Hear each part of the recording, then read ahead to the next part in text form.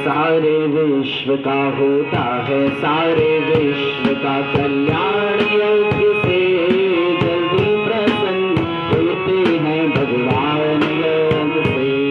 होता है सारे विश्व का होता है सारे विश्व का कल्याण यज्ञ से जल्दी प्रसन्न होते हैं भगवान यज्ञ से।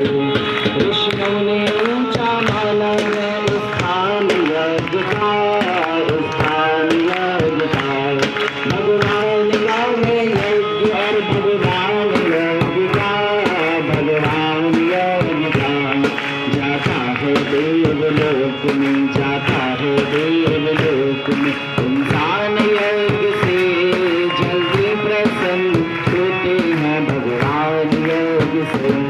जो कुछ भी डालो यज्ञ में खाते हैं अग्निदेव खाते हैं अग्निदेव।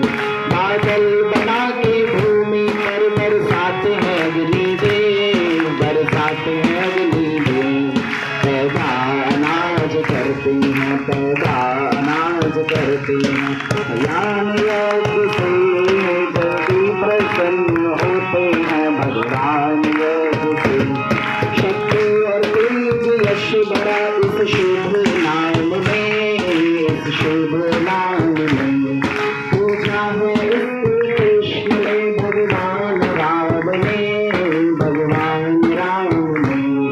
मिलता है राज कीर्ति मिलता है राज कीर्ति इंसान यज्ञ से जल्दी प्रसन्न होते हैं भगवान